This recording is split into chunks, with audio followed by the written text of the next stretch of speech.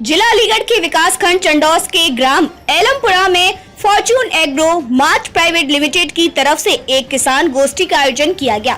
किसान गोष्ठी में अन्नदाता आय दुगनी करने के लिए निर्यात योग बासमती धान को बजाय अच्छी खुशबू और अच्छे स्वाद के लिए मशहूर भारतीय बासमती चावल दुनिया भर में खास पसंद किया जाता है।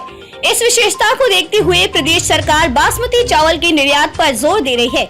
बासमती चावल का निर्यात होने से धान उत्पादकों न केवल फसल का लाभकारी मूल्य प्राप्त हो सकेगा, बल्कि देश को विदेशी मुद्रा भी प्राप्त होगी।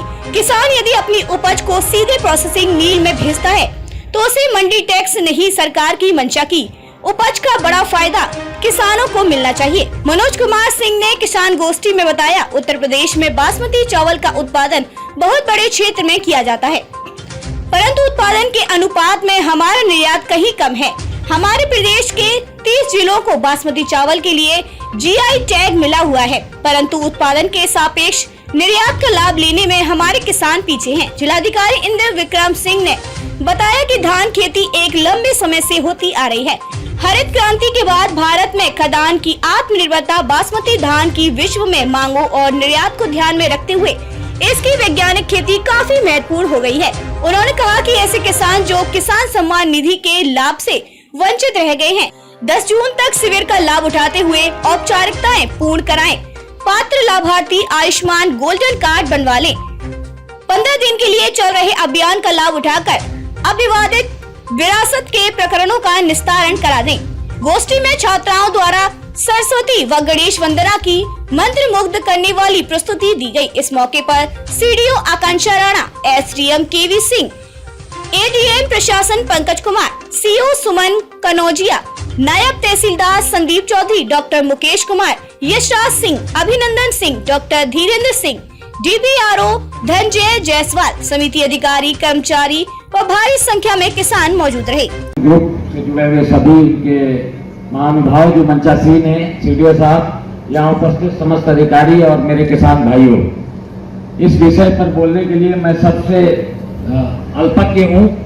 और जब भी हम आपसे बात करते हैं तो आपको क्या कठिनाइयाँ हैं, उसका कैसे निराकरण करना है, इस दिशा में हम लोग आपसे बातचीत करते रहते हैं। मैं केवल 2 बातें कहूँगा जो आपके लिए बहुत उपयोगी हैं।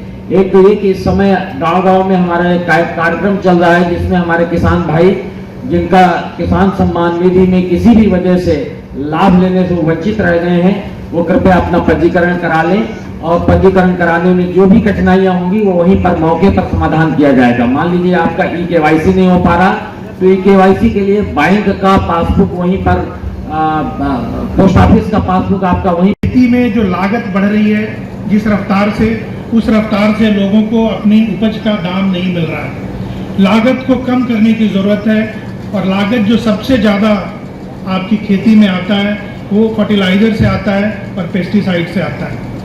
आपने सुना अभी विशेषज्ञों को कि बहुत सा फर्टिलाइजर, बहुत सा खाद आप ऐसा डालते हैं जो बगल के खेत वालों के देखा देखी होता है, वो आपके पौधे को नहीं लगता है, वो लीचिंग से बाहर चला जाता है, नीचे चला जाता है, या पानी के साथ वो बाहर निकल जाता है। आपको अपनी खेती की लागत कम करने के लिए ज़रूरी है कि जितना फर्टिलाइजर, जितना खाद का